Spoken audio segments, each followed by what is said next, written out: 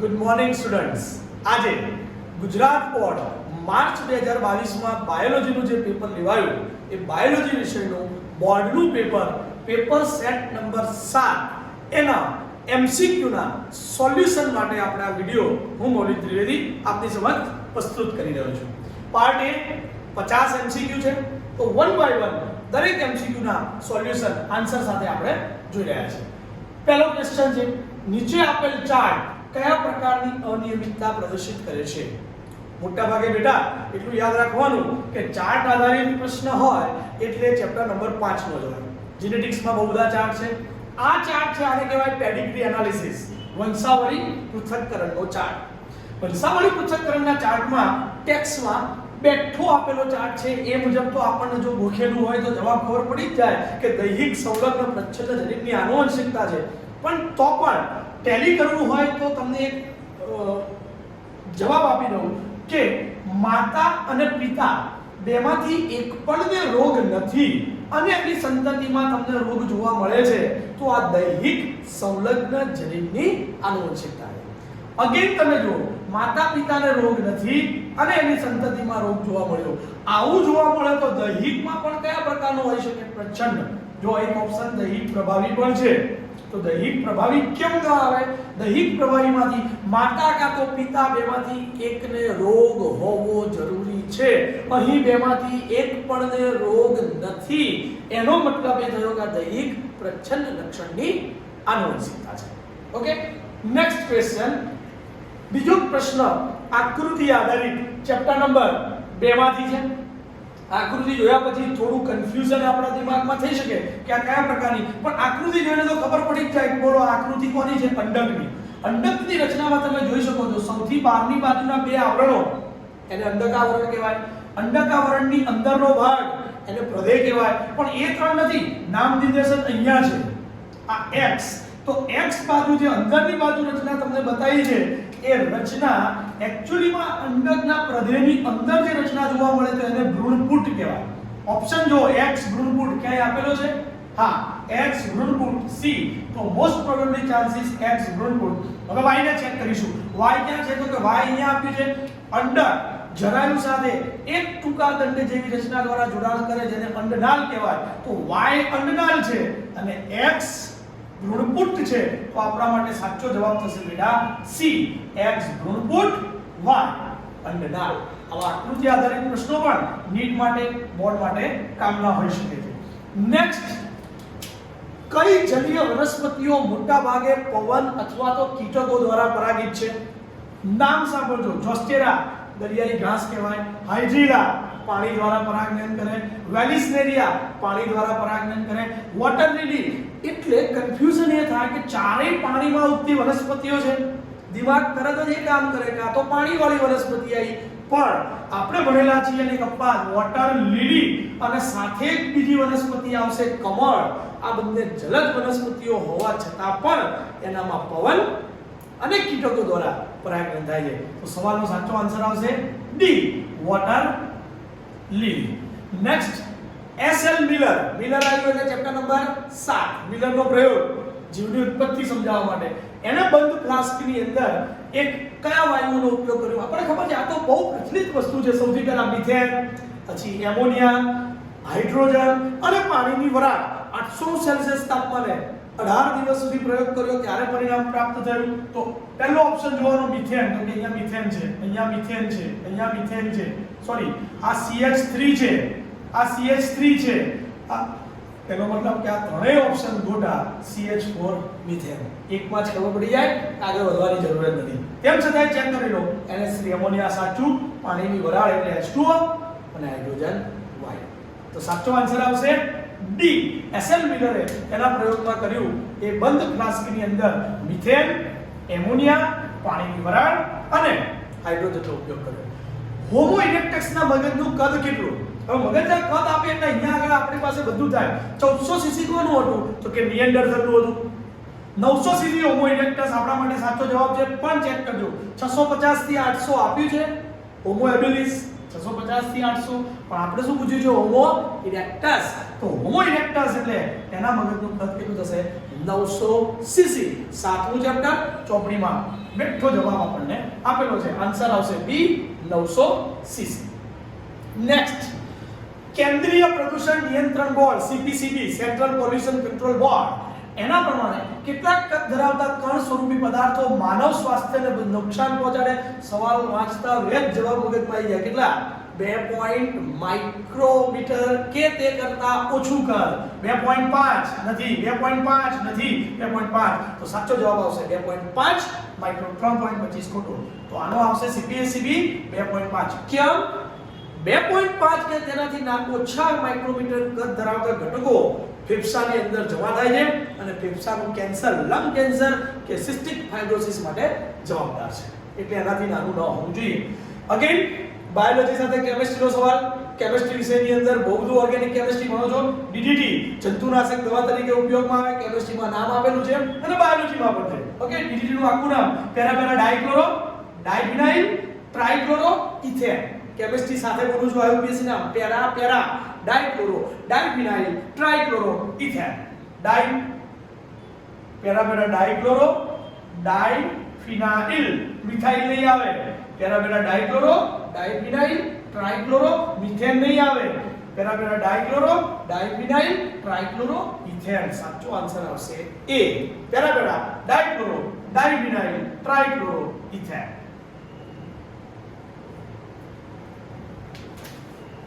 કયા નિવસન તંત્રમાં જયભારનો ઉલટો અધોવર્તી પિરામિડ? ચોપડીમાં બેઠું લખ્યું આપ્યું છે જયભારના પિરામિડ. આમ જનરલી બધા મોટા ભાગે જયભારને છોડો તો એ સિવાયના તો પિરામિડ બધા સીધા જ હોય. કયા? સંખ્યાના પિરામિડ અને ઊર્જાના પિરામિડ. પણ જયભારના પિરામિડ સમુદ્રમાં, ચોપડીમાં સમુદ્ર લખીને આપ્યું છે. અહીંયા સમુદ્ર છે નથી. મરુસ્થળ સ્થળજ થાય, જંગલ સ્થળજ થાય, સ્થળીય તો સ્થળજ જ છે. તો કયું હોય? દરિયાઈ સમુદ્ર. સાચો આન્સર આવશે. કેમ? દરિયાની અંદર માછલીનો જયભાર વનસ્પતિના એક કોષીય વનસ્પતિ ઘટકો મતલબ ફાઇટોપ્લેન્ક્ટન કરતા પણ વધારે હોય છે. તો એનો શું થયું? વનસ્પતિમાં ઓછો જયભાર થયો, માછલીઓમાં જયભાર વધારે થયો. પિરામિડ ઊંધો થઈ જાય અને ઊંધો ઉલટો અધોવર્તી. સાચો આન્સર આવશે દરિયાઈ નિવસન તંત્ર. પ્રાણી પ્લવક નો સમાવેશ કયા પોષક સ્તરમાં થાય? બેટા પોષક સ્તર જોવાનો, લાઈન સ્તર જોવો. પોષક સ્તર ક્યાંથી શરૂ થાય? પહેલા વનસ્પતિ, એના ઉપર શાકાહારી પ્રાણીઓ, એના ઉપર માંસાહારી પ્રાણીઓ, એના ઉપર મિશ્રાહારી પ્રાણીઓ. ઉચ્ચ માંસાહારી કહી શકો, પછી મિશ્રાહારી, પછી વિઘટકો અને રૂપાંતરકો. P producer, C C1 primary consumer, C2 secondary consumer, C3 third consumer. એ રીતે આખી સિક્વન્સ પોષક સ્તરમાં આગળ જાય. હવે પ્રાણી પ્લવક કીધું છે, પ્રાણી નામ આવી ગયું એટલે પ્રાથમિક તો ના જ હોય, એટલે પ્રથમ ઉત્પાદક તો ના જ. ઉત્પાદક કોણ હોય? લીલી વનસ્પતિ. લીલી વનસ્પતિ જે પહેલા પછી આવે એને ઉપભોક્તા કહેવાય. પ્રાણી છે એટલે ઉપભોક્તામાં આવશે. પહેલું ઉપભોક્તા, તો એના માટે દ્વિતીય ઉપભોક્તા શબ્દ ન વપરાય. પ્રાથમિક ઉપભોક્તા સાઈડમાં રાખો. પ્રાથમિક ઉત્પાદક નથી, તૃતીય નથી. તો સાચો આન્સર કયો આવશે? પ્રાથમિક ઉપભોક્તા. ટેક્સ્ટમાં ઉદાહરણ સાથે જ આપ્યું છે. પહેલા કોણ આવશે? વનસ્પતિ પ્લવક આવે. વનસ્પતિ પ્લવક એ ઉત્પાદક થાય, એના ઉપર આધાર રાખે કોણ આવશે? તો કે પ્રાણી પ્લવક આવે.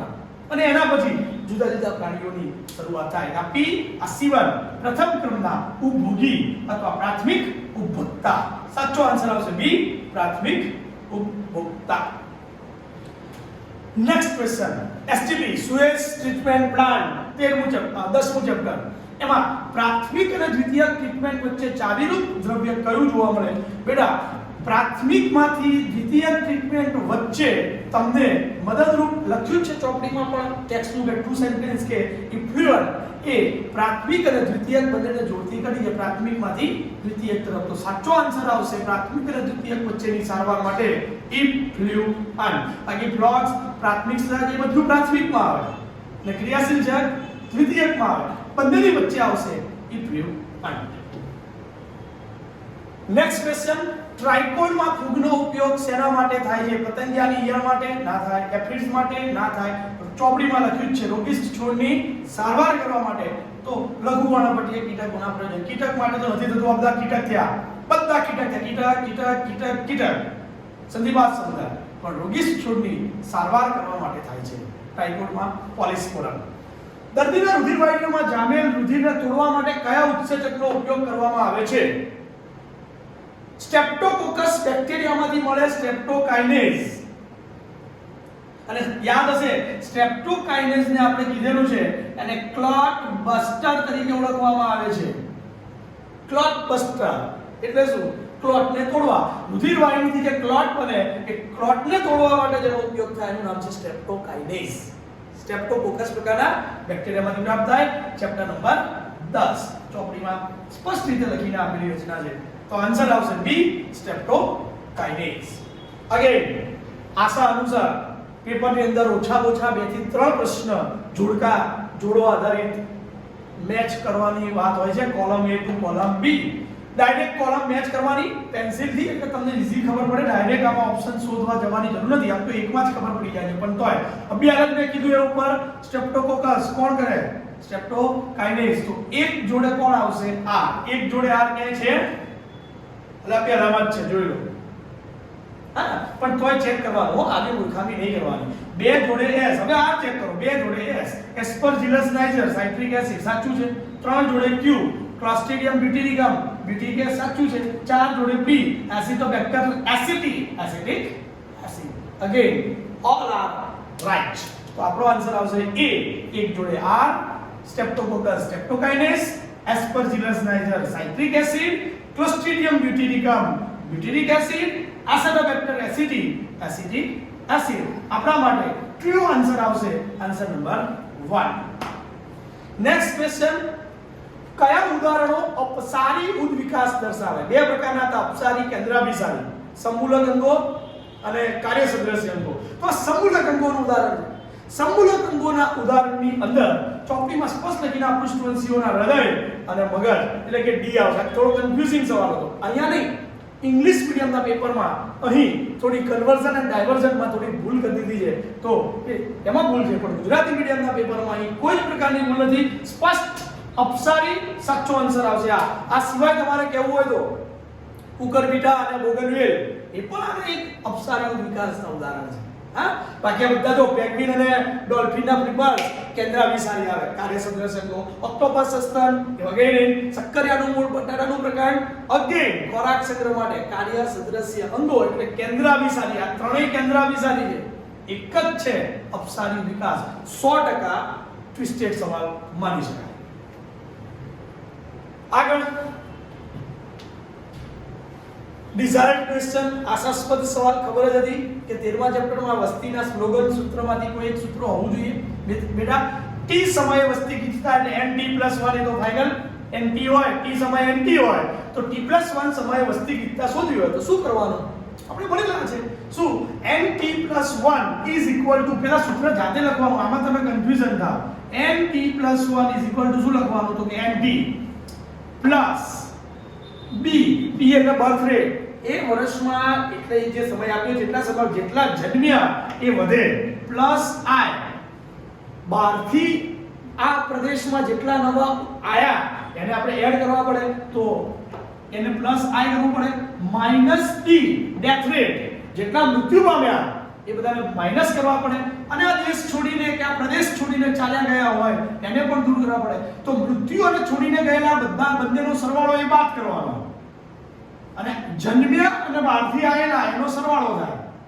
અને ટોટલ જૂની હતી એ ભારત દેશની 2021 ની વસ્તી ગણતરી બાકી છે, કોરોના લીધે રહી ગઈ, પણ કરવાની થાય તો આ રીતે થઈ શકે. કેવી રીતે થાય? nt ત્યાં શું મૂકવાનું? 2011 ની વસ્તી.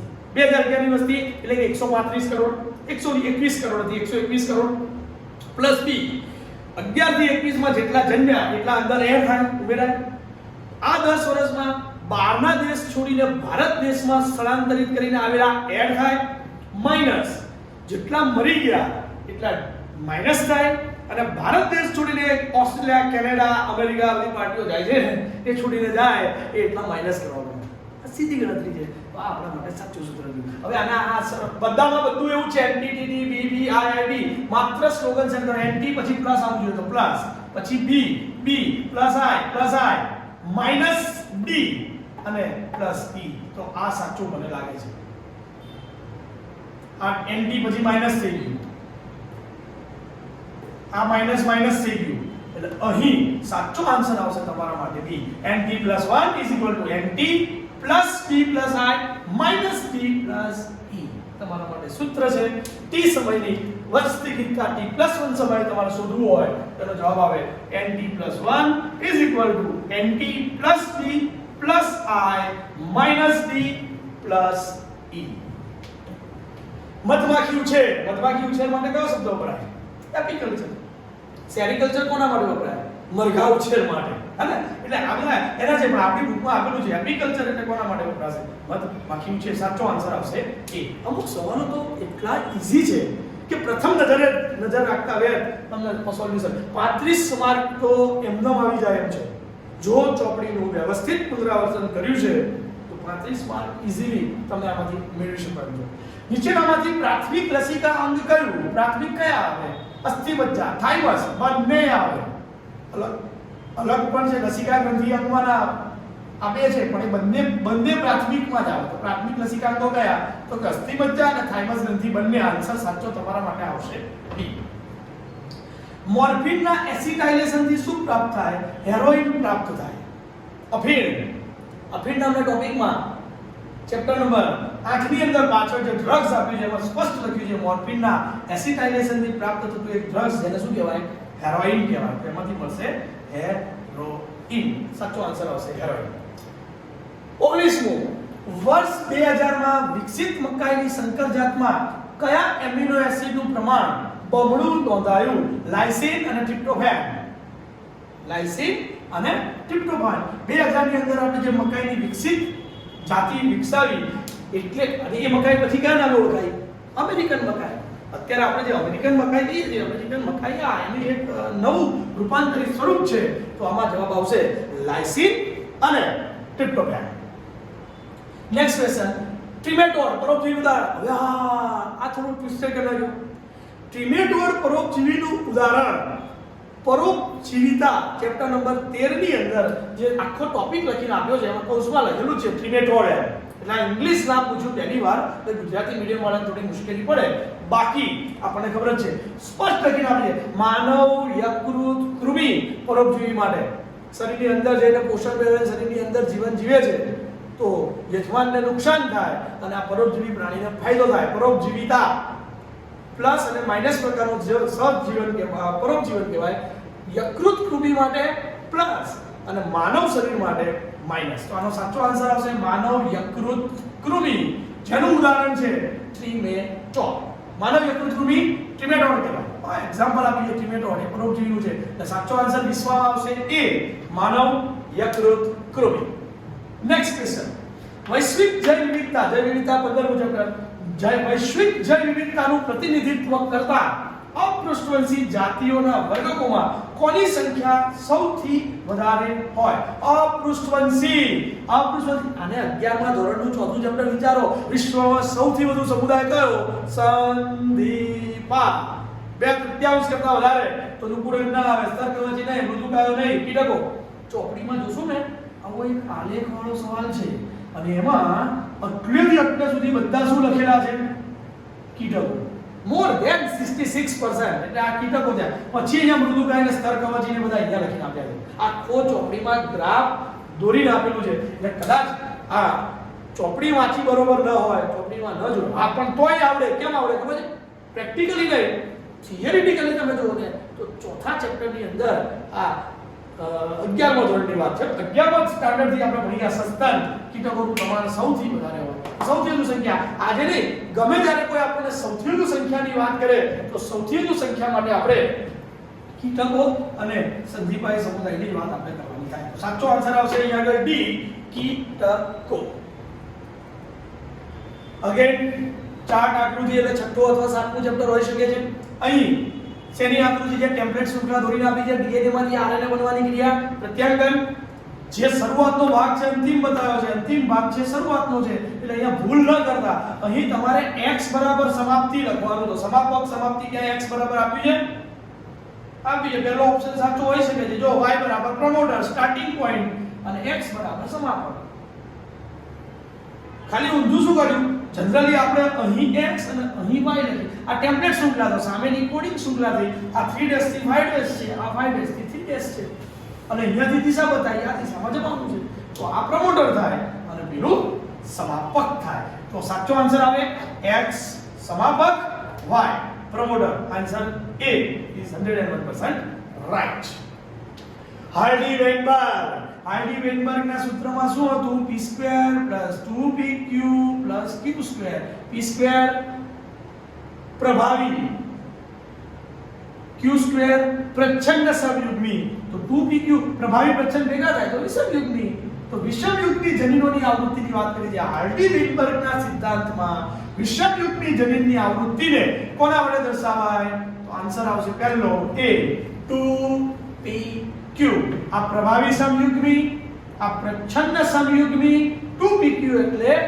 વિષમયુગ્મી સંતતિની આવૃત્તિ થાય તો વિષમયુગ્મી જનીનોની આવૃત્તિને કોના વડે દર્શાવી શકાય 2pq તો સાચો આન્સર આવશે A 2pq હાર્ડી વેનબર્ગ આશાસ્પદ સવાલ ઉત્તુંગતા બીમારી એટલે શું ઊંચાઈ ઉપર જે લોકો રહેતા હોય એના શરીરમાં શું તકલીફ હોય તો એના શરીરમાં એવું હોય કે ઊંચાઈ ઉપર રહે છે એટલે ત્યાં વાતાવરણનું દબાણ ઓછું હોય શરીરને ઓક્સિજન ઓછો મળે એટલે શરીર શું કરે વધારે માત્રામાં રક્ત કણોનું નિર્માણ કરવાનો પ્રયત્ન કરે લાલ રુધિર કોષો વધારે હવે લાલ રુધિર કોષો વધી જાય કેના માટે વધારે હિમોગ્લોબિન કારણ કે એમ થાય કે જો હિમોગ્લોબિન એ વધશે તો હિમોગ્લોબિન વધશે શરીર એવું વિચારે છે કે એક્ચ્યુઅલીમાં વાતાવરણમાં હિમોગ્લોબિન એને ઓછો મળે છે અને ઓક્સિજન ઓછો મળે છે પણ શરીરને એવી ખબર નથી પડતી કે આ ઊંચાઈ ઉપર છે અને તેને ઓક્સિજન ઓછો મળશે એટલે શું થાય કે હિમોગ્લોબિન વધારવાનો ટ્રાય કરે કે જો હિમોગ્લોબિન વધશે તો વધુ ને વધુ ઓક્સિજનને વાતાવરણમાંથી સજીવ ગ્રહણ કરી શકે પણ અહીંયા એ શક્ય નથી બનતું કેમ એક્ચ્યુઅલીમાં વાતાવરણમાં ઓક્સિજન ઓછો છે પણ શરીર એના પ્રયત્નો ચાલુ રાખે છે શરીરમાં રક્તકણ વધી જાય હિમોગ્લોબિન વધી જાય શેના માટે ઉત્તુંગતા બીમારીને દૂર કરવા માટે સવાલ જોઈએ શું છે ઉત્તુંગતા બીમારી માટે નીચેનામાંથી કયો વિકલ્પ અસંગત છે એટલે હું બોલ્યો એ સંગત બોલ્યો હું બોલું એ ના આવે એનાથી વિરુદ્ધ અસંગત જેને આપણી સાથે લેવા દેવા નથી એની વાત પહેલું શરીરમાં લાલ રુધિર કોષોનું ઉત્પાદન વધારીને આ સમસ્યાનું નિવારણ કરી શકાય તો એ સાચું છે પણ એ સંગત કહેવાય આપણે સંગત નથી શોધવાનું આપણે અસંગત શોધવાનું છે એટલે એક્ચ્યુઅલીમાં આ સાચું છે હું બોલ્યો મુજબ પણ આપણે અસંગત શોધવાનું એટલે આનો જવાબ ના આવે શરીરને પૂરતો ઓક્સિજન મળતો નથી હું બોલ્યો એ પણ સાચું છે સાચું નથી શોધવાનું ખોટું શોધવાનું છે વિસ્તારમાં વાતાવરણીય દબાણ ઓછું હોય સાચું છે સાચું નથી શોધવાનું ખોટું શોધવાનું છે હિમોગ્લોબિનની બંધન ક્ષમતા વધારીને આ સમસ્યાનું નિવારણ હિમોગ્લોબિનની બંધન ક્ષમતા વધારી ના શકાય વાતાવરણમાં ઓક્સિજન જ નથી અહીંયા ઘટાડી ના હોય બરોબર છે તો વધારી ના આવ્યું તો આપણા માટે અસંગત છે એટલે સાચો જવાબ શું આવે ડી એ હિમોગ્લોબિનની બંધન ક્ષમતા વધારીને આ સમસ્યાઓનું સમાધાન કરી શકાય 24મો સવાલ ગુડ ક્વેશ્ચન સારો સવાલ ઘણા લોકો આ પણ લખીને આવશે પણ આપણા માટે સાચો જવાબ આવશે ડી હિમોગ્લોબિનની બંધન ક્ષમતા વધારીને આ સમસ્યાઓનું સમાધાન કરી શકાય છે નેક્સ્ટ અતિશોષણના કારણે કઈ જાતિ લુપ્ત થઈ સ્ટીલર સી કાવ પેસેન્જર પિજિયન ચોપડીમાં બેઠા શબ્દો ઉદાહરણ લખેલા છે 15મું ચેપ્ટર જૈવ વિવિધતા અતિશોષણ જૈવ વિવિધતાના નુકસાની માટેના કારણો તો હતું ને તો એમાં જ લખેલું છે આપણે લાંબો આખો સવાલ થઈ જાય એટલે સ્ટીલર સી કાવ તમારા માટે 25માં સાચો જવાબ આવશે એ સ્ટીલર સી કાવ પેસેન્જર પિજિયન હોત તો એ આવત હો પછી બીજા વિચારવાના થઈ ગયા બીજા શું કામ વિચારવાના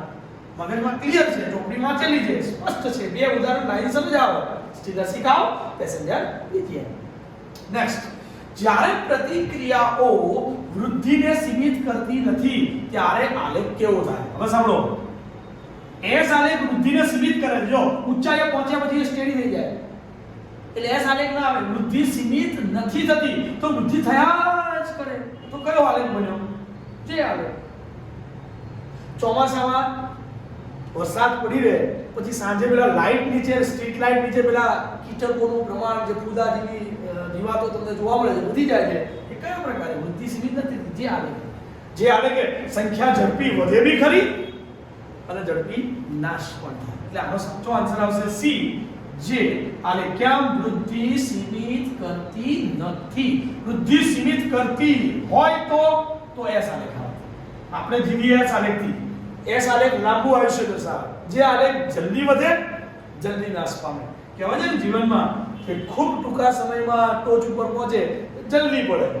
જે તબક્કાવાર સફળતાના શિખરો સર કરે લાંબા સમય સુધી સફળતાને ટકાવી શકે છે. Success is not a destination but it's a journey through S Aalekh. છોડો નહીં ખબર પડે. વિશ્વમાં કુલ કેટલા જૈવ વિવિધતાવાળા હોટસ્પોટ્સ છે?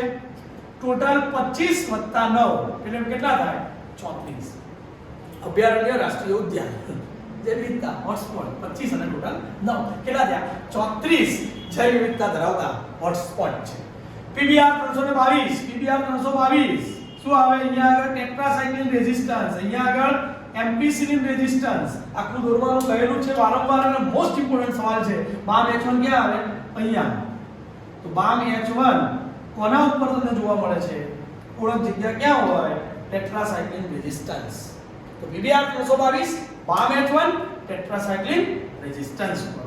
એમ્પિસિલિન ઉપર નથી. એમાં PVU1 ને PST1 તો અહીંયા બામ H1 ઇકો R1 ને એ બધું અહીંયા બામ H1 ને સારું અહીંયા ટેટ્રાસાઇક્લિન રેઝિસ્ટન્સ ઉપર.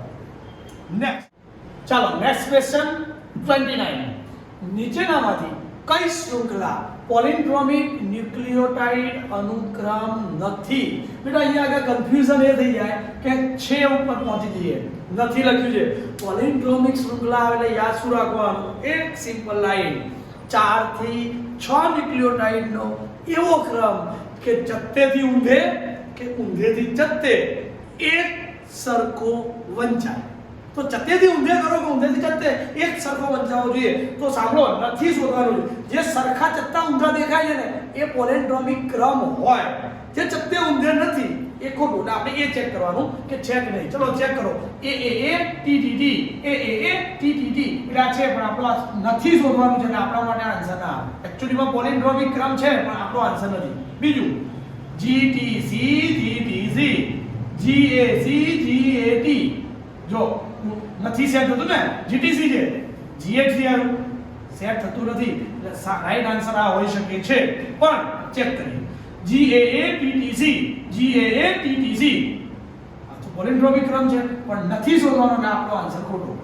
GAC GTC CAG CTC GAC GAC GTC GTC છે પણ આપણા માટે ખોટો થાય કારણ કે આ એનો મતલબ કે પહેલું C અને D આ ત્રણેય પોલિન્ડ્રોમિક ક્રમ છે. આપણે પોલિન્ડ્રોમિક ક્રમ શોધવાનો નથી એટલે સાચો આન્સર આવશે B. આનો સાચો આન્સર આવશે. ઇન્સ્યુલિનના નિર્માણમાં A અને B પોલીપેપ્ટાઇડ શૃંખલા એકબીજા સાથે કયા બંધથી જોડાય? હવે એકદમ ઈઝી ક્વેશ્ચન. કયો બંધ હોય? ડાયસલ્ફાઇડ બંધ. જો આ કઈ રીતે ખબર પડે? ઇન્સ્યુલિન એક પ્રોટીન છે. પ્રોટીનમાં શું આવે? ગ્લાયકોસિડિક કાર્બોદિતના બંધારણમાં બંધ આવે, પેપ્ટાઇડ પ્રોટીનના બંધારણમાં આવે, ફોસ્ફોડાયસ્ટર ન્યુક્લિક એસિડમાં આવે. પણ ઇન્સ્યુલિનની બે અલગ અલગ શૃંખલા છે. એક શૃંખલા વચ્ચે એ બે એમિનો એસિડ વચ્ચે જે બંધ હોય ને એ પેપ્ટાઇડ બંધ હોય. આ પેપ્ટાઇડ બંધ કહેવાય. પણ બીજી શૃંખલા છે. એક શૃંખલા બીજી શૃંખલા સાથે જે બંધથી જોડાય સલ્ફર સાથે તો આ કયો બંધ થાય? ડાયસલ્ફાઇડ બંધ. તો આપણા માટે સાચો આન્સર આવશે B ડાયસલ્ફાઇડ બંધ. ઇન્સ્યુલિનના નિર્માણમાં A અને B પોલીપેપ્ટાઇડ શૃંખલા એકબીજા સાથે કયા બંધથી જોડાણ કરે છે? તો એકબીજા સાથે ડાયસલ્ફાઇડ બંધથી જોડાણ કરે છે. જેનેટિક ઇન્સ્યુલિન ટોપિકમાં આખું સ્પષ્ટીકરણ સાથે જ આપેલું છે તો એ અહીંયા આગળ ચર્ચા થઈ ગઈ. નેક્સ્ટ 31 માનવ પ્રોટીન આલ્ફા 1 એન્ટીટ્રિપ્સિન ખબર જ છે. પેલી રોઝી ગાયમાંથી આલ્ફા લેક્ટલ્બ્યુમિન એકમાંથી 2.4 ગ્રામ. તો બસ એક ટોપિક છે. તો એનો ઉપયોગ કયા રોગના નિદાનમાં થાય? ચોખ્ખું લખીને આપી છે એમફીસીમાં. હા પણ કન્ફ્યુઝન શું છે ખબર? ફિનાઇલકીટોન્યુરિયા અને સિસ્ટિક ફાઇબ્રોસિસ જેવા રોગોના નિદાન માટે આવા પ્રયાસો હાલ ચાલુ છે. બહુ ધ્યાનથી ચોપડી વાંચી હોય ને એટલે આપણને આ બે સાચા લાગે. પણ આલ્ફા 1 એન્ટીટ્રિપ્સિન માત્ર કોના માટે યુઝફુલ છે? એમ્ફીસેમા માટે. એટલે આપણો સાચો આન્સર એમ્ફીસેમા થાય. ગુચવાશો નહીં. આપેલ તમામ પણ ન લખતા એમ્ફીસેમા ઇઝ ધ રાઈટ આન્સર. થોડુંક વાંચેલું હથકચરું જ્ઞાન તો એ લોકો આપેલા તમામ લખીને આવશે તો એ ખોટું થશે. બાયોરિએક્ટર 12મું ચેપ્ટર આખી જૈવની આકૃતિ જૈવ ભઠ્ઠીની આપેલી જ છે તમને. તો કયું તંત્ર નથી હોતું? ઓક્સિજન વિતરણ તો ઓક્સિજન માટે હોય, પીએચ નિયંત્રણ પીએચ જાળવવું પડે, ફીડ માટે પણ હોય, પ્રકાશની ક્યાં જરૂર છે? એવું જરૂર છે વનસ્પતિ માટે? એટલે પ્રકાશ વિતરણ તંત્રની આવશ્યકતા નથી. સવાલ છે બાયોરિએક્ટરમાં નીચેનામાંથી કયું તંત્ર નથી હોતું? નથી તો આવશે પ્રકાશ વિતરણ તંત્ર. એની કોઈ રિક્વાયરમેન્ટ નથી. 32માં સાચો આન્સર આવશે સી, પ્રકાશ વિતરણ તંત્ર. નેક્સ્ટ, કપાસના બોલ પમ્પ્સને નિયંત્રિત કરતો પ્રોટીન કયા જનીન દ્વારા સંકેતન પામે છે? ક્રાય1 એસિન, ક્રાય2 એબી એવું હતું. કદાચ મને એવું યાદ ફટાફટ આવે છે A1 અને 2 AB ને C. તો એ ધ્યાન રાખો, 1 હતું ને તો AC આવે અને 2 હોય ને તો AB આવે. ક્રાય1 AC, ક્રાય2 AB આ સાચું. બે જોઈએ એક નહીં. હવે આ ખોટો. જો બે બાજુએ 1 1 છે. એટલું જ હતું, એક બાજુ 1 ને એક બાજુ 2. જણા ઉપર છેલ્લું વાંચ્યું હોય ને એને બી ખ્યાલ આવે. જનીનો સંકેતન બે જ હતા તો બે આવવા જોઈએ. સિંગલ વાળા તો જવાબ આવે જ નહીં. બે હતા, બંનેમાં અલગ અલગ હતું, 1 અને 2. AC ને બી એ અલગ હતું, આ અલગ હતું. તો એવું આમાં AC એ બી છે ને પણ બે બાજુ 1 છે એટલે D ના આવે. સાચો આન્સર આવશે A, ક્રાય1 AC, ક્રાય2 AB. ઓકે, ચાલો નેક્સ્ટ ક્વેશ્ચન. પોલિમરેઝ ચેન રિએક્શનની કઈ અવસ્થામાં પ્રાઇમર ટેમ્પલેટ શૃંખલા સાથે જોડાય છે? PCR બીજું સ્ટેપ. પહેલા સ્ટેપમાં તો તમે વિનૈસર્ગીકરણ કરો છો, ડીનેચર. તો સેકન્ડ સ્ટેપમાં તાપમાનનું શીત અચાનક ઊંચા તાપમાનથી તમે ઠંડા તાપમાને ઉપર લઈ જાઓ એટલે શું થશે? આરએનએના અણુઓ આરએનએનું નિર્માણ કરવા માટે એની સાથે પ્રાઇમર સાથે જોડાશે. તો ટેમ્પલેટ પ્રાઇમર સાથે જોડાય. તાપમાનનું શીત, તાપમાન જે વધેલું હતું એને આપણે ઓછું કર્યું એટલે તરત જ એની સાથે જોડાશે. તો પોલિમરેઝ ચેન રિએક્શનની અવસ્થામાં પ્રાઇમર ટેમ્પલેટ શૃંખલા સાથે જોડાય એ અવસ્થાનું નામ બીજો તબક્કો અને બીજા તબક્કાનું નામ છે તાપમાનનું શીત. ઓકે, 12મું છે. 11મું છે. નિવેશ્યમાંથી સમગ્ર છોડ એટલે નિવેશ્ય એક સાદું કોષ હોય અથવા તો તમે કોઈ વનસ્પતિને પેશીનો નમૂનો લીધો છે, એ પેશીમાંથી આખો નવો છોડ નિર્માણ થાય તો એ ઘટનાને શું કહેવાય? સંપૂર્ણ ક્ષમતા, પૂર્ણ ક્ષમતા, ટોટીપોટેન્સી. વનસ્પતિ પાસે આ ક્ષમતા છે કે કોઈ પણ કોષ, પેશી કે અંગના નાના એવા ભાગમાંથી સમગ્ર નવા છોડનું નિર્માણ કરવું, સમગ્ર નવા સજીવનું નિર્માણ કરવું. આ ઘટનાનું નામ છે સંપૂર્ણ ક્ષમતા. ઇંગ્લિશમાં એને કહેવાય ટોટીપોટેન્સી. પેશી સંવર્ધન પદ્ધતિ. 9મું ચેપ્ટર, છેલ્લો સવાલ. એયુજી શું સૂચવે? એયુજી તો બે કામ કરે છે. મિથિયોનિન માટે સંકેતન કરે. મિથિયોનિનનો સંકેત છે જનીન સંકેત એયુજી, અને કોઈ પણ પ્રોટીનના નિર્માણની શરૂઆત ત્યાંથી થાય અને પ્રારંભક સંકેત કહેવાય. તો પ્રારંભિક સંકેત અને મિથિયોનિન માટેનું સંકેત. તો બહુ પ્રચલિત વાત છે. જનીન સંકેતના મુદ્દાઓ 6 હતા, એમાંનો અગત્યનો મુદ્દો આ તો છે એયુજી, પ્રારંભિક સંકેત. અને નેક્સ્ટ ક્વેશ્ચન, કયા સસ્તનોમાં પ્રજનન દરમિયાન ચક્રીય ફેરફારો જોવા મળે છે? હવે આ સવાલમાં પૂછવાઈ જવાય. પ્રજનન દરમિયાન ચક્રીય ફેરફારો, તો આને ઋતુકીય ઋતુચક્ર કહેવાય. મનુષ્ય, એપ અને વાંદરા. પહેલું ચેપ્ટર, ત્રીજા ચેપ્ટરમાં ના જશો તો નહીં આવડે. પહેલા ચેપ્ટરની વાત કરું. મનુષ્ય, એપ અને વાંદરા, આ બધા પ્રાણીઓની અંદર માસિક ઋતુચક્ર કહેવાય. દર 28 દિવસે ચક્રીય ઘટના મનુષ્યમાં જે થાય છે માસિક ઋતુચક્ર. સવાલ આખો તમે ભણી જાજો. પણ અહીં શું લખ્યું છે? પ્રજનન દરમિયાન ચક્રીય ફેરફારો જોવા મળે. તો એ પ્રકારની ઋતુકીય ઋતુ ફેરફાર કોની અંદર? વાઘ, હરણ. ચોપડીમાં સ્પેશિયલ આખા બધા ઉદાહરણ લખી નાખે. તો આનો આન્સર શું આવશે? હરણ. મને લાગે છે મોટા ભાગના લોકો મનુષ્ય લખી નાખે. એમ કે ઋતુચક્ર તો મનુષ્ય લખો તો વાંદરા આવે. ઋતુચક્રની પહેલી લાઈનમાં લખ્યું છે, જોઈ લો. એમાં એપ આવે તો એપ, વાંદરા, મનુષ્ય એ માસિક ઋતુચક્ર આવે. તો આનો સાચો આન્સર આવશે હરણ. એટલે એપ, વાંદરા, મનુષ્ય. આ પણ થોડો કન્ફ્યુઝિંગ સવાલ હતો. મોટા ભાગના લોકો ક્યાંક ભૂલ કરી બેસે. જો પહેલું ચેપ્ટરમાં એ લાઈન લિંગી પ્રજનનની સ્ટાર્ટિંગમાં જ આપેલું છે, જો ન વાંચ્યું હોય તો આ ભૂલ થઈ શકે એમ છે. તો સાચો આન્સર આવશે બી, હરણ. બહુ જ સહેલો સવાલ બીજા ચેપ્ટરનો. અંડકોષમાં ખાલી જગ્યા અને ભ્રૂણ. અંડકોષ એટલે પ્રજનન કોષ કેવા હોય? એમ. ઋણકોષ કેવા હોય 3n. આ ચેપ્ટરમાં તો એટલે n એકીય અને 3n એટલે ત્રિકીય, તો સાચો આન્સર આવશે D, n અને 3n. સમજો આ ચેપ્ટરમાં એટલા બધા કોષો, હંમેશા હું તો કાયમ માટે વિદ્યાર્થીઓને કહું છું કે આ ચેપ્ટરમાં n 2n 3n વાળા સવાલો પુષ્કળ આવી શકે. જો PMC polar mother cell 2n, MMC megaspore mother cell 2n, બાકીના બધા કોષો n, અંડકોષ n, સહાયક કોષો n, પ્રતિધ્રુવીય કોષો n, દ્વિકીય કોષ કેન્દ્ર જે વચ્ચે બે એ કોષો પોતે nn છે, પણ જ્યારે બે ભેગા થઈ જાય તો એ રચના 2n બની જાય. બેવડું ફલન બને, નરજન્યુ n, વાનસ્પતિક કોષ n, નાલ કોષ n, જનન કોષ n. આ બધા ચેપ્ટરના ઉદાહરણો છે, એટલે જ આ ચેપ્ટરમાંથી આવું છે. હવે બેવડું ફલન થાય ત્યાં શું થાય, એક n બીજા n સાથે જોડાઈને 2n ભ્રૂણ બનાવે, ભ્રૂણ 2n, એમાંથી નવી વનસ્પતિ બને આખી 2n. પણ ભ્રૂણને પોષણ પૂરું પાડતો પ્રદેશ ભ્રૂણકોષ એ કેવી રીતે બને, તો n નરજન્યુ આવશે અને 2n દ્વિકીય કોષ કેન્દ્ર, તો n + 2n ભેગા થઈને 3n પહેલા PEN બનાવે, પ્રાઇમરી એન્ડોસ્પર્મ ન્યુક્લિયસ, પ્રાથમિક ભ્રૂણકોષ કોષ કેન્દ્ર, અને એમાંથી ભ્રૂણકોષ બને એટલે ભ્રૂણકોષ 3n થાય. લગભગ આખા બાયોલોજીમાં ઘણું બધું આપણે ભણ્યા, 3n રચના એક જ આવે છે.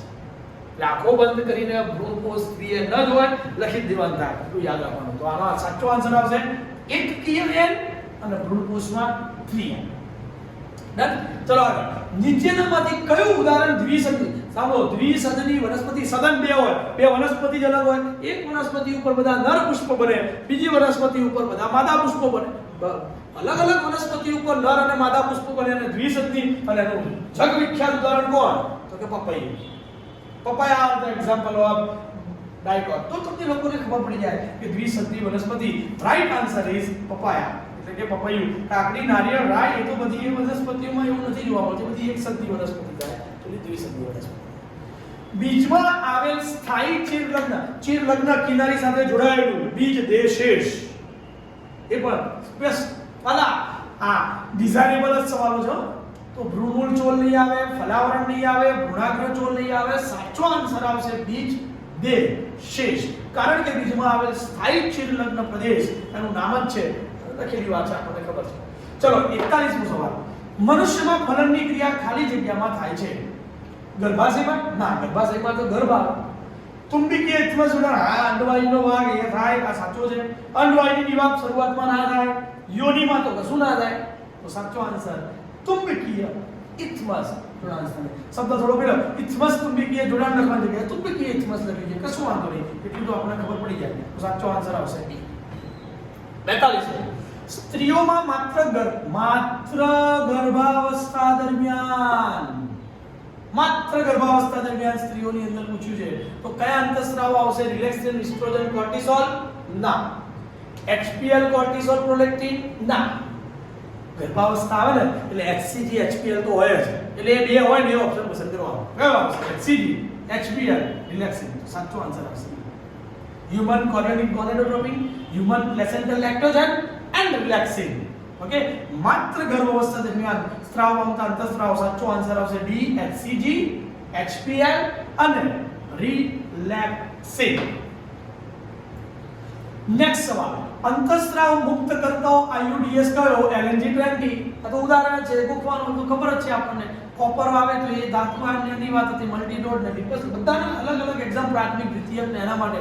તો અંતઃસ્રાવ માટે કયો આવશે? LNG-20. 8 કરતા વધુ ગર્ભકોષો યુક્ત ભ્રૂણ થઈ ગયો. આગળનો વિકાસ પૂર્ણ કરવા માટે ગર્ભાશયમાં સ્થળાંતરિત કરવાની પદ્ધતિ. ગર્ભાશય લખીને એક્ચ્યુઅલીમાં તમને કહું, આ સવાલનો જવાબ છે. ગર્ભાશયમાં સ્થળાંતરિત કરતી પદ્ધતિ. હવે આપણે ગુજરાતી મીડિયમ ને ઇંગ્લિશ ના આવડે ને એના માટે એનો સાચો આવે IUD, intra uterine transfer. Transfer એટલે સ્થળાંતરિત, યુટેરિન એટલે ગર્ભાશય, ઇન્ટ્રા એટલે અંદર. સવાલમાં જ જવાબ છે. ગર્ભાશયમાં સ્થળાંતરિત કર પદ્ધતિ કઈ? IUT, intra uterine transfer, IUT. હા, એટલે ગિફ્ટ જીફ્ટ એમાં બધા ના પડતા, સાચો આન્સર આવશે IUT. Next question. જ્યારે આ બધા વાક્યો પણ છે, વાક્યો વાંચીને સમજવા એ ધ્યાન રાખવાનું, અને સૌથી પહેલા હેડિંગ વાંચવાનું. સાચું શોધવાનું છે કે ખોટું? થોડી સાચું શોધવાનું છે. ગર્ભ અવરોધક પદ્ધતિમાં વોલ્સનો ઉપયોગ પુરુષ દ્વારા, પુરુષમાં થાય વોલ્સ, વાક્યમાં જ ભૂલ છે. બધા જ જાતીય સંક્રમણ રોગો સંપૂર્ણ મટી શકે તેવા છે. એડ્સ મટે ખોટું. ગર્ભધારણના 12 અઠવાડિયા સુધીમાં કરવામાં આવેલ એમટીપી વધુ સુરક્ષિત છે અને ગર્ભધારણના 12 અઠવાડિયા પછીના બીજા 3 મહિનામાં કરવામાં આવેલ 12 અઠવાડિયામાં જો પ્રથમ 12 અઠવાડિયા હોય એ સાચું, એટલે આ પણ ખોટું. તમારા માટે સાચો આન્સર આવશે ગર્ભધારણના 12 અઠવાડિયા દરમિયાન સુધીમાં, પછી નહીં સુધીમાં કરવામાં આવેલ એનટીપી એ વધુ સુરક્ષિત મનાય છે. ઋતુચક્રના કયા સમય દરમિયાન સ્ત્રીઓમાં ફલનની તક સૌથી વધારે હોય? 10 થી 17. કેમ? શરૂઆતના 1 થી 5 દિવસો તો ઋતુસ્રાવમાં ચાલ્યા ગયા. 6થા દિવસથી પછી અંડકુટિકાઓ વિકાસ પામવાની શરૂઆત થઈ. 14મા દિવસે અંડપતન થાય તો 14માના 1-2 દિવસ પહેલા અને 14માના 2-4 દિવસ પછી અંડકોષ જ્યારે અવેલેબલ છે ત્યારે ફલનની સંભાવના સૌથી વધારે હોય. ત્રીજું જવાબ તો 10 થી 17 દિવસ એ આન્સર સાચો થાય. નેક્સ્ટ ક્વેશ્ચન, ડીએનએની ટેમ્પલેટ શૃંખલા ઉપર આવેલ એટીજી માટે, હવે આ જોજો, ડીએનએ ઉપર કયો હોય ઘટક? બહુ જ ધ્યાનમાં રાખવાનું, એટીજી. સમજો, આપણે ટીઆરએનએ શોધવું છે અને ટીઆરએન નો પ્રતિસંકેત શોધવો છે. પ્રતિસંકેત એટલે શું? એમઆરએનએ ઉપર આવેલા જનીન સંકેતના વિરોધી સંકેતને પ્રતિસંકેત કહેવાય. એટલે એના માટે તમારે ડીએનએ ઉપરથી ક્યાં જવું પડે? તો કે ડીએનએ ઉપરથી એમઆરએનએ ઉપર જવું પડે. એમઆરએનએ કેવો થાય? તો કે એ ની સામે યુ આવે, ટી ની સામે એ આવે, સી ની જી ની સામે સી આવે. આ શું થયું? એમઆરએનએ. એમઆરએનએ નથી પૂછ્યું બેટા, ટીઆરએનએ ના પ્રતિસંકેત પૂછ્યા છે. તો મારે હજુ એક સ્ટેપ આગળ વધવું પડે, ટીઆરએનએ માં જવું પડે, આનું વિરોધી લેવું પડશે. આ જનીન સંકેત થયો. મારે શું શોધવાનું છે? પ્રતિસંકેત. પ્રતિસંકેત શું આવશે? યુ હોય તો એની સામે એ હોય તો એની સામે યુ, સી છે તો એની સામે જી. એ યુ જી છે કે સી? એ યુ જી સાચું છે. થોડું કન્ફ્યુઝન, થોડી બી ઉતાવળ કરશો ને તો આ સવાલ કન્ફ્યુઝિંગ છે. યુએસસી બી આપેલું છે જો, હે ને? 50% લોકો યુએસસી લખી નાખશે. ઓકે, એ થોડું ધ્યાનમાં રાખવાનું થશે. ઓકે, તો આનો સાચો આન્સર આવશે ટીઆરએનએ ઉપર આવેલા પ્રતિસંકેત કયા આવશે? તો ત્યાં આવશે એયુજી. કેવી રીતે થયું ખબર પડી? ડીએનએ એટીજી, એમઆરએનએ યુએસસી અને ટીઆરએનએ એયુજી. એ શું કહેવાય? પ્રતિસંકેત. તો સાચો આન્સર તમારે લખવાનો થશે એયુજી. જ્યારે પણ આવા પ્રકારના પ્રશ્નો તમને આવે પરીક્ષામાં, સાઈડમાં આવું થોડું રફ માટેની જગ્યા જો પેપરમાં એ લોકો આપે છે તો એ કામ આપણે આગળ કરવાનું. થેલેસેમિયા માટે સંલગ્ન જનીનો HB1 અને HBA2 દરેક પિતૃના કયા રંગસૂત્ર ઉપર આવેલા હોય? તો પિતૃના 16મા રંગસૂત્ર ઉપર. એટલું જ છે, એમાં કોઈ વધારે મગજ દોડાવવાનું આવતું નથી અને સીધો સવાલ. ટાઇફોઇડ માટે એટલે 5મા ધોરણમાં આ પ્રકારના પ્રશ્નો હોય છે. એવો સવાલ 12 સાયન્સમાં આવ્યો. ટાઇફોઇડના નિદાન માટે કઈ કસોટી? Widal test. ટાઇફોઇડના નિદાન માટેની કસોટી થાય. ઓકે, એલિઝા, WB, એડ્સ માટે એ બધી અલગ, પ્રોસ્ટેટ માટે અને પ્રોસ્ટેટ સ્પેસિફિક એન્ટીજન, બરાબર? ના, વિડાલ ટેસ્ટ ટાઇફોઇડ. અંતિમ ક્વેશ્ચન, 45 રંગસૂત્રો પૈકી X0 આવે એટલે આપણા મગજ ક્લિયર છે. ટનલ સિન્ડ્રોમ જો બધાનું કહી દો. ક્લાઇનફેલ્ટર સિન્ડ્રોમ આવે તો શું આવે? XXY. ડાઉન સિન્ડ્રોમ તો એ આ X વાળો છે જ નહીં, એ તો પેલામાંથી આવે 1 થી 22 માં. Super female XXS. Tunnel syndrome શું આવશે? X0. ડન? તો આ થઈ ગયો તમારો માટે. તો સાચો આન્સર કયો લખવાનો થાય? Turner syndrome. કારણ કે જવાબ શું આપ્યો છે? X0. વિદ્યાર્થી મિત્રો, આ હતા માર્ચના 2022 ના બોર્ડની અંદર પૂછાયેલો પાર્ટ A 50 MCQ ના answer with solution. Thank you. Thanks a lot.